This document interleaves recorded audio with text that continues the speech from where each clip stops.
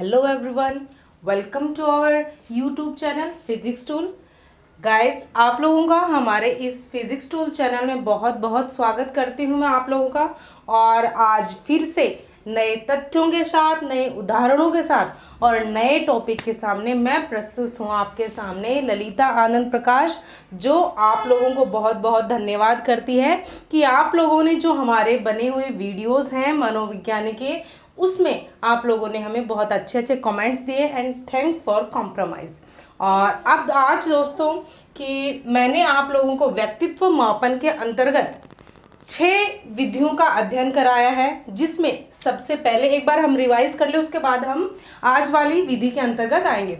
सबसे पहले थी हमारी अवलोकन विधि, जिसको हम बोलते हैं ऑब्जर्वेशन मेथड। अवलोकन विधि के अंतर्गत होता है कि जिस प्रकार हमें किसी भी छात्र के व्यक्तित्व का मापन करता है, तो उस अवलोकन विधि के दौरान हम उसको 2 आधारों पर उसका अवलोकन करेंगे, एक उसके साथ रह करके और एक उसको दूर से देख करके। यानी अवलोकन का अर्थ क्या होता है मित्रों, कि दूर से देख करके हम उनके व्यक्तित्व का मापन करते हैं। दूसरी मैंने आपको बताई थी प्रश्नावली विधि, या हम दूसरी बोलेंगे साक्षात्कार विधि, इसको बोलेंगे हम इंटरव्यू मेथड। इंटरव्यू मेथड में था कि साक्षात्कार के दौरान हम 3 भागों को उसमें विभाजित कर देते हैं। कौन कौन सा? संरचित, असंरचित और अर्ध संरचित साक्षात्कार, जिसको मैंने आपको बताया था कि तीनों की अपनी अलग अलग विशेषताएं हैं। तो मैंने इसमें ब्रीफली नहीं बताया, क्योंकि मैंने आपको शुरुआत में, वीडियो की शुरुआत में इन विधियों को मैं आपको पढ़ा चुकी हूँ। तीसरा है हमारा प्रश्नावली विधि, जिसमें 2 प्रकार के प्रश्न होते हैं, बंद प्रश्न और खुले प्रश्न। बंद प्रश्नों के अंतर्गत आपके आते हैं ऑप्शन वाले मेथड, अ ब स द वाले, जो आप बेसिकली कॉम्पिटिशन एग्जाम्स में बीट करते हैं। और खुले प्रश्नों में आते हैं आपके, जैसे आप कॉलेज में पढ़ते हैं या स्कूल में पढ़ते हैं, तो विस्तृत विवरण कि मान लीजिए मैंने आपको बताया था ताजमहल क्या है, उसके नीचे बॉक्स बना देंगे या फिर स्पेस दे देंगे कि आपको इतने शब्दों में इस प्रश्न का उत्तर देना है। चौथी थी हमारी निर्धारण मापनी। मैंने आपको बताई थी निर्धारण मापने के अंतर्गत हमें 4 या 5 बिंदु लेने पड़ते हैं और एक सारणी तैयार करनी पड़ती है, जिससे हम बच्चे का अवलोकन कर सकते हैं, बच्चे के व्यक्तित्व का मापन कर सकते हैं। उसके बाद जैसे ही मैंने आपको निर्धारण मापनी बताई थी, निर्धारण मापने के बाद था हमारा केस स्टडी मेथड, केस इतिहास विधि, जिसमें केस हम बोलते हैं उस व्यक्ति को जिसका हम अध्ययन कर रहे हैं, और इतिहास के दौरान क्रमबद्ध करना उसको कहलाता है ऐतिहासिक, यानी केस स्टडी मेथड। उसके बाद हमारा था समाजमितीय विधि, जिसको सोशियोलॉजिकल टेस्ट कहते हैं। समाजमितीय विधि क्या होती है कि अगर हमें किसी बच्चे के व्यक्तित्व का मापन करना है, तो उस बच्चे से हम कहेंगे कि जो क्रिया उसे करनी है वो किस बच्चे के साथ करना पसंद करता है, और वो बच्चों का चुनाव करेगा। और जिस बच्चे को सबसे अधिक क्लास में पसंद किया गया है उसको बोल देते हैं स्टार ऑफ द क्लास, उसको बोला जाता है स्टार। और कुछ बच्चे ऐसे होते हैं जिसको किसी ने भी पसंद नहीं किया, तो उनको बोला जाता है आइसोलेटेड स्टूडेंट, यानी अलग थलग, जिसको हम इंग्लिश में बोलेंगे। उसके बाद आज है मेरा मनोवैज्ञानिक परीक्षण। तो मनोवैज्ञानिक परीक्षण को मित्रों हम 3 भागों में विभाजित करते हैं। कितने भागों में विभाजित करते हैं? 3 भागों में, जिसमें सबसे पहला है हमारा स्थितिजन्य परीक्षण।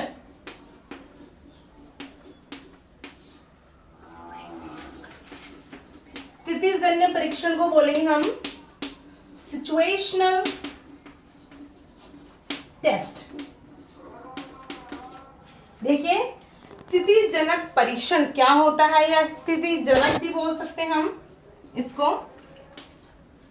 स्थितिजनक परीक्षण सिचुएशनल होता है कि ऐसी स्थिति किसके सामने? छात्र के सामने प्रकट करना, जिस विधि का हमें उस पर अवलोकन करना है। यानी हम जिस छात्र को मनोवैज्ञानिक परीक्षण के अंतर्गत ले रहे हैं, जिस व्यक्ति को हम मनोवैज्ञानिक परीक्षण के अंतर्गत ले रहे हैं, तो उस व्यक्ति के सामने ऐसी स्थिति उत्पन्न करने, जिस स्थिति के दौरान अगर वो घबरा जाता है तो हम उसका चयन नहीं करते, और वो घबराता नहीं है तो हम उसका चयन कर लेते हैं, और उस सिचुएशन को वो क्रॉस करके आगे बढ़ता है तो वो उसमें पास हो जाता है। अब स्थितिजनक परीक्षण का पहले मैं आपको समझा देती हूँ, फिर लिखूंगी। स्थितिजनक परीक्षण का सर्वप्रथम उपयोग किया गया था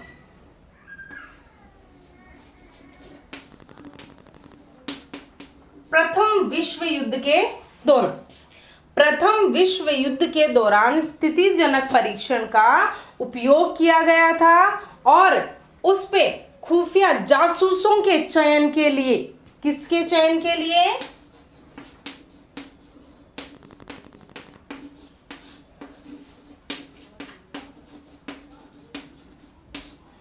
जासूसों के चयन के लिए मनोवैज्ञानिकों ने यह परीक्षण किया गया, जिसमें भर्ती के लिए जितने अपने कैंडिडेट आए थे उन कैंडिडेट्स के सामने ऐसी स्थिति बनाई गई जिससे उनका चयन, उनका अवलोकन, उनका मापन हो सके। मैं बताऊंगी कैसी स्थिति बनाई थी कि सर्वप्रथम प्रथम विश्व युद्ध के दौरान जब सैनिकों की कमी पड़ गई थी तो हालात को देखते हुए सरकार ने कहा कि एकाएक हमें जासूसों की भर्ती करनी होगी। अगर हम जासूसों की भर्ती अखबार के द्वारा या किसी भी मीडिया के द्वारा अगर उसका प्रचार प्रसार करते हैं तो पूरी दुनिया में हमें सभी को पता चल जाएगा कि हमारे पास जासूसों की कमी है, जिसके कारण वो हमारे वीक पॉइंट्स ले लेंगे और इस वीक पॉइंट के दौरान वो हम पर हमला या कोई भी कुछ भी कर सकते हैं। तो उन्होंने क्या किया कि इस परीक्षण के दौरान लोगों को बुला करके कहा कि आपका जासूसों की टीम के अंतर्गत चयन किया जाएगा, आपको एक टास्क करना है।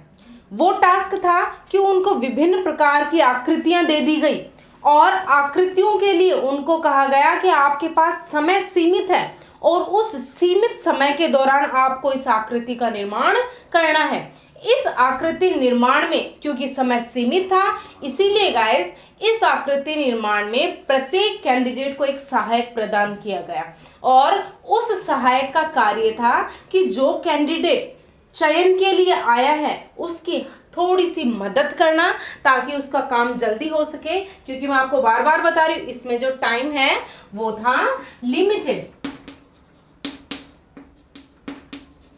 लिमिटेड टाइम था, इसमें सीमित समय था, जिसके लिए एक चयनित को एक सहायक प्रदान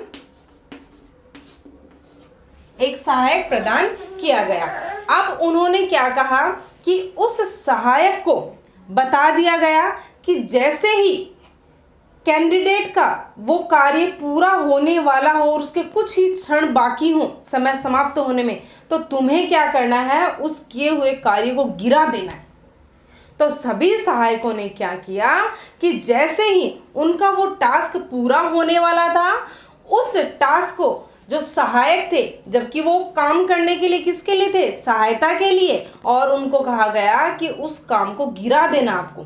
तो सभी ने क्या किया, जितने सहायक थे वो थोड़ा सा समय जब बाकी था जिसमें दोबारा निर्माण नहीं हो सकता था उस कार्य का, उस चीज़ को दोबारा निर्मित नहीं किया जा सकता, तो उन सहायकों ने क्या किया, उस कार्य को, उस टास्क को गिरा दिया, उस काम किए हुए उसको गिरा दिया, जिसके दौरान जिस कैंडिडेट को गुस्सा आ गया और उसने हाथों हाथ उस सहायक को गाली दी, उसके साथ दुष्व्यवहार किया या उसको हड़बड़ी में गुस्से में मारने लग गया कि मेरा किया हुआ काम उसने गिरा दिया, तो इस प्रकार के लोगों को जो द्वेष में आ गए, जो क्रोध में आ गए, उनको चयनित नहीं किया गया। और जो टेस्ट देने के लिए जो कैंडिडेट आया था उनमें से जिसने परिस्थिति को ना देखते हुए जो काम हो गया, गिर गया, हाथों हाथ समय ना बर्बाद करते हुए उसने दोबारा उस कार्य को करना शुरू कर दिया, उस व्यक्ति का इसमें चयन किया गया। क्यों?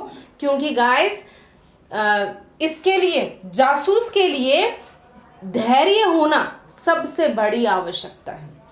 धैर्य किस लिए कि किसी भी काम को अगर जासूस को दिया जाता है और उस जगह कोई ऐसी परिस्थिति आ जाती है जो क्रोध का कारण बनती है, तो उस क्रोध को नकारते हुए जासूस को क्या करना चाहिए? धैर्य धारण करना चाहिए और सही समय के आने की प्रतीक्षा करनी चाहिए। तो अब मैं आपको इसकी डेफिनेशन लिखवा देती हूँ। तो गाइस, मैंने आप लोगों के लिए स्थितिजनक परीक्षण लिख लिया है ताकि आपका टाइम वेस्ट ना हो। एक बार हम इसको देखते हैं कि इस विधि का उपयोग सर्वप्रथम पहले विश्व युद्ध में यानी वर्ल्ड वॉर फर्स्ट में सेना के मनोवैज्ञानिकों द्वारा जासूसों की भर्ती के लिए किया गया।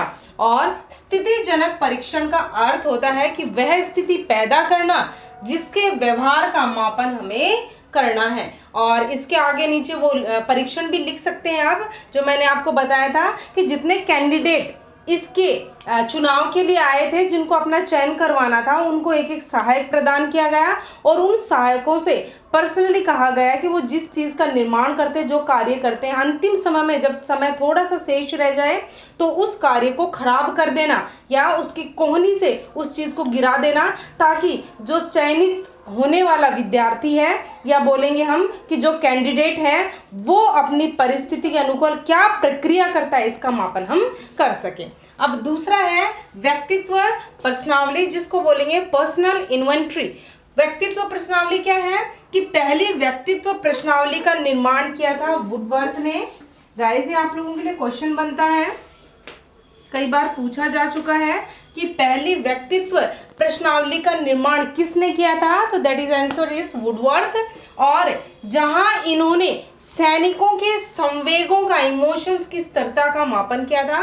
स्थिरता का मापन का अर्थ है कि वो जो अपने इमोशंस, जो उनके अंतर्गत भाव हैं, उस भाव को किस प्रक्रिया के दौरान प्रकट करते हैं या किस रूप में प्रकट करते हैं, जिसका हमें इसके अंतर्गत अध्ययन करना है।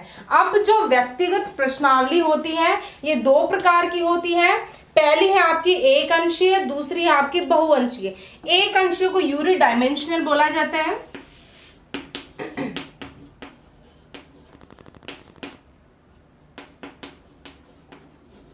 और बहुअंशीय को मल्टी डायमेंशनल बोला जाता है।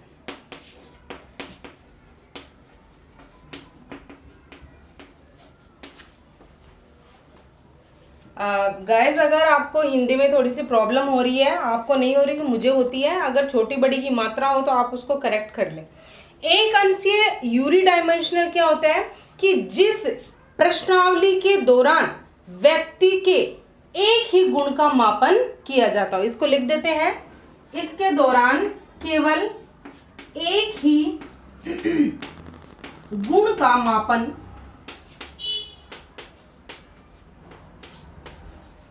किया जाता है, या इसको हम यहीं तक लिखा, आप समझ सकते हैं कि एक अंशीय, जैसे नाम से पता चल रहा है कि यूरी डायमेंशियल से एक ही गुण का मापन किया जा सकता है, तो ये इतनी प्रभावी नहीं होती। और इसके दौरान मैं आपको उदाहरण दूंगी कि जो टेलर की चिंता मापनी है, इसका उदाहरण है टेलर की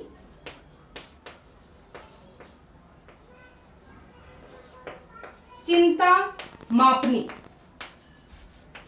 तो जो टेलर महोदय थे, जो वैज्ञानिक टेलर थे, इन्होंने इस परीक्षण का आविष्कार किया था, जिसके अंतर्गत जो व्यक्ति होता है, जो कैंडिडेट होता है, उसकी चिंता का मापन किया जाता है। चिंता का अर्थ उसकी टेंशन का नहीं गाइस, कि वो जो कारण है जो उसके मस्तिष्क में है, उस चीज की इसमें मापनी की जाती है। आप इनके द्वारा आप देखते होंगे कि पिछली बार ट्रूथ एंड डेयर या फिर एक फियर फैक्टर, इस प्रकार के जो ये आते हैं, सीरियल आते हैं, जिसमें फियर फाइट्स था कि पता नहीं, आई थिंक मेरे को याद नहीं आ रहा, जिसमें जो मनुष्य होता है उससे एक चेयर पे बैठा दिया जाता है, जिस चेयर पे अगर वो झूठ बोलता है तो मशीन में उसका पता चल जाता है और उससे सारे प्रकार के प्रश्न पूछ लिए जाते हैं, उसकी पर्सनल लाइफ से लेकर के भी और उसकी शारीरिक मानसिक सारे प्रकार की स्थिरता का हमें पता चल जाता है। तो वो जो मशीन होती है वो इन्हीं के दौरान बनाई जाती है,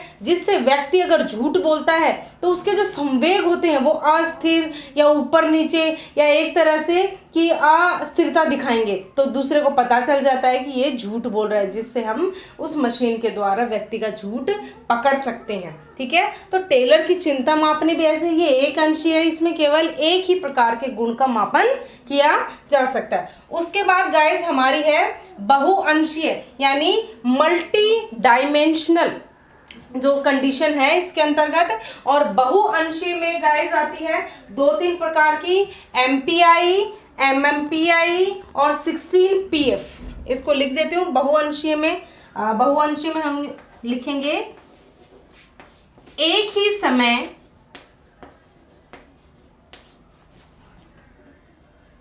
एक से अधिक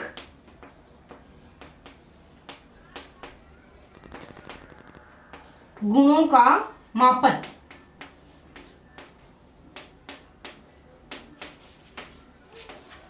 एक ही समय में एक से अधिक गुणों का मापन किसके द्वारा किया जाता है? बहुअंशी, मल्टी डायमेंशनल। अब देखिए, मैंने आपको व्यक्तित्व प्रश्नावली के अंतर्गत जो बताया है कि इसके 2 भाग होते हैं, एक अंशीय और बहुअंशीय।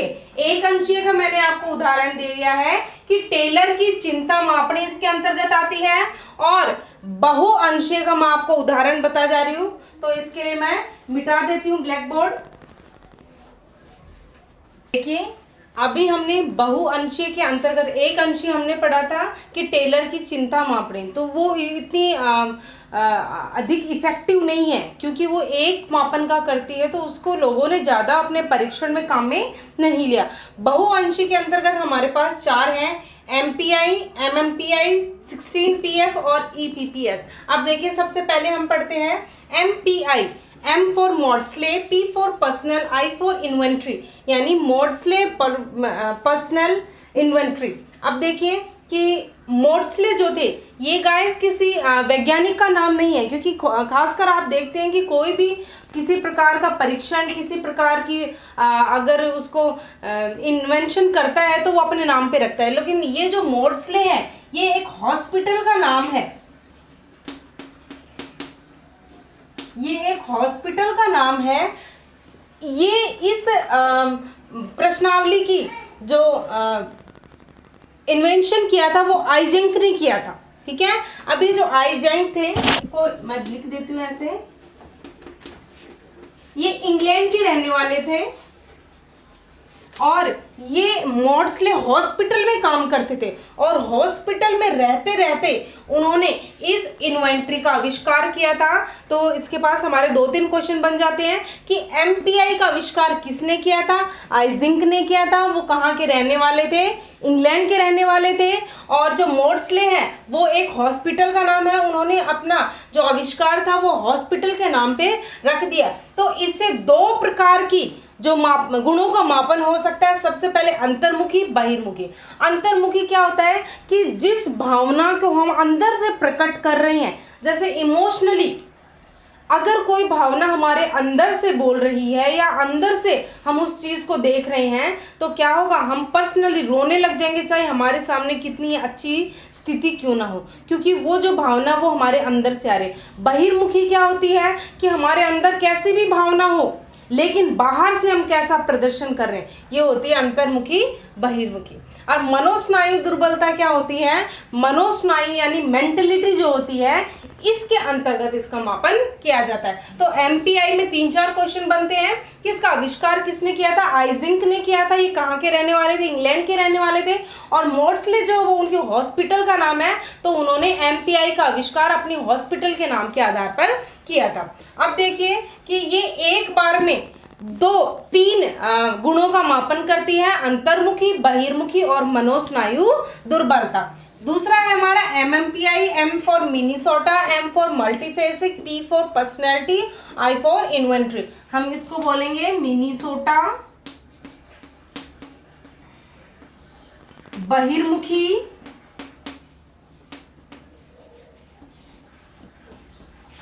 Personality, inventory. इसका आविष्कार दो लोगों ने किया था, हाथावे और मैककिनले। इसका आविष्कार दो लोगों ने किया था, हाथावे और मैककिनले। ये जो थे ये जो हाथावे और मैककिनले थे ये अमेरिका के थे। क्या लिख देती हूँ मैं, ये अमेरिका के थे। और इन्होंने जो MMPI का आविष्कार किया था, ये जो मिनीसोटा है ये यहाँ की यूनिवर्सिटी है, ये यूनिवर्सिटी का नाम है। इन दोनों ने जो अपनी इन्वेंट्री बनाई थी ये इस यूनिवर्सिटी के नाम के आधार पर बनाई थी। और ये जो MMPI है इसको एक क्रांति के रूप में भी कहा जाता है। ये एक क्रांति के रूप में इसको बोला जाता है क्योंकि इसमें एक बार में बहुत अधिक गुणों का मापन किया जा सकता है और इसी के द्वारा एक समय बहुत ही क्रांति का अनुभव किया गया था। तो ये बहुत इंपॉर्टेंट है। अब देखिए जो तीसरी हमारी आती है ये है 16PF यानी 16 पर्सनल फैक्टर। ये एक ही बार में 16 गुणों का मापन कर सकती है जिसमें 15 शुद्ध व्यक्तित्व के कारक होते हैं और एक जो होता है वो बुद्धि का कारक होता है, यानी जो अपनी मस्तिष्क की बुद्धि है उसका मापन एक कारक से होता है और 15 जो पर्सनल फैक्टर है वो शुद्ध व्यक्तित्व के।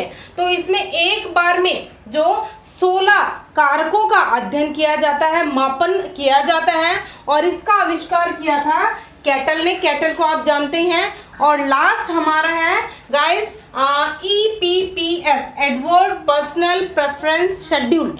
EPPS का क्या अर्थ है? Edward personal preference schedule. इसका आविष्कार एडवर्ड ने किया था और एडवर्ड ने इस इन्वेंट्री के द्वारा, इस शेड्यूल के द्वारा, इस EPPS के द्वारा 15 गौण आवश्यकताओं का मापन किया था। और ये जो 15 गौण आवश्यकताएं थी ये मनुष्य की प्राथमिक आवश्यकताओं के अलावा थी। तो आज जो है हमने मनोवैज्ञानिक परीक्षण जो टॉपिक था वो पूरा किया है। तो लास्ट में मैं आपको हमेशा की तरह मेरी रिक्वेस्ट सेंड करूँगी कि आप हमारे चैनल को लाइक, शेयर और सब्सक्राइब ज़रूर करें। और आज आपको हमारा वीडियो कैसा लगा कमेंट करके प्लीज़ बताते रहिए। और एक चीज़ और बताऊंगी, हमारी जो टीम है वो पूरे दिन में 4 वीडियो अपलोड करती है। सुबह 8 बजे के करीब आता है हमारा विज्ञान का, 10वीं 12वीं के विज्ञान आते हैं। और उसके बाद 10 बजे आता है हमारा रीट का, जिसमें एक दिन गणित की क्लास चलती है, एक दिन विज्ञान की क्लास चलती है। और 11 बजे आता है हमारे 10वीं का या 9वीं का वीडियो आता है, वो भी भौतिक विज्ञान का। और 3 बजे आपका ऑब्वियसली मेरा साइकोलॉजी का वीडियो यूट्यूब चैनल पे आता है। अगर आपने हमारा चैनल सब्सक्राइब करके रखा है तो नोटिफिकेशन के दौरान हमारे वीडियो समय समय पर आपके पास पहुंचते रहेंगे। और हमारी टीम का मनोबल बढ़ाने के लिए प्लीज़ लाइक, शेयर और सब्सक्राइब ज़रूर करें, क्योंकि हमेशा हमारी कामना रहेगी कि हम आपके उज्जवल भविष्य की कामना करें। जय हिंद, जय भारत।